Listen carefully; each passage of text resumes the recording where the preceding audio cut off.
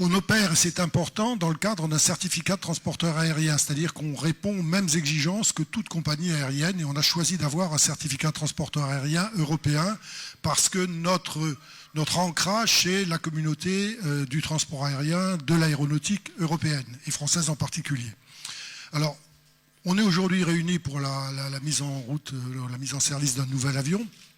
Ce nouvel avion, on avait fait le constat sur notre flotte actuelle que nos avions, avec l'âge, devenaient plus coûteux à entretenir et devenaient aussi moins fiables. C'est-à-dire que plus régulièrement, on était confronté à des pannes, à des nécessités de changement d'équipement et donc une régularité d'exploitation qui se dégradait et des coûts d'entretien qui s'envolaient.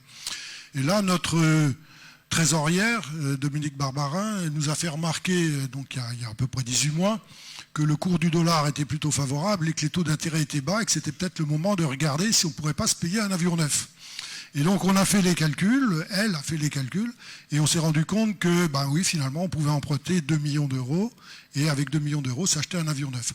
On a été accompagné dans cette affaire par de nombreux partenaires. Alors d'abord, Cessna, bien sûr, notre fournisseur, avec je voudrais saluer Alexandre D'Andrea, qui était aujourd'hui présent dans la salle, qui a été le commercial auquel on s'est adressé et qui a fait un très très bon travail.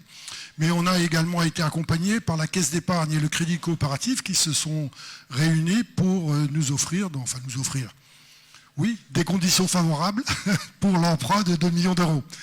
Et on a été accompagné de bout en bout, puisqu'on a eu aussi Kuehne+Nagel qui nous a accompagnés après la livraison de l'avion pour toutes les démarches de dédouanement. C'est pas forcément si simple que ça. Et puis je voulais aussi souligner l'apport de la DGAC et de l'OSAC pour tout ce qui a été certificat de navigabilité, immatriculation, etc. Donc tout s'est très bien passé. Alors on a l'objectif de poursuivre la modernisation. On a 2 avions, on veut garder 2 avions, donc il y en a un deuxième à remplacer. Les conditions apparaissent aujourd'hui moins favorables, puisque le taux du dollar est moins favorable, les taux d'intérêt sont en train de monter, et puis le pire, c'est que le prix des avions aussi est en train de flamber. Et donc on est un peu dubitatif, et on s'interroge sur les conditions à réunir pour remplacer le deuxième avion. Donc on va solliciter à nouveau nos donateurs, nos partenaires, pour réunir le plus de financement possible. Et on espère pouvoir remplacer le deuxième avion en 2023. À défaut, il faudra qu'on change le moteur, puisque le moteur du deuxième avion arrivera en fin de potentiel. Voilà.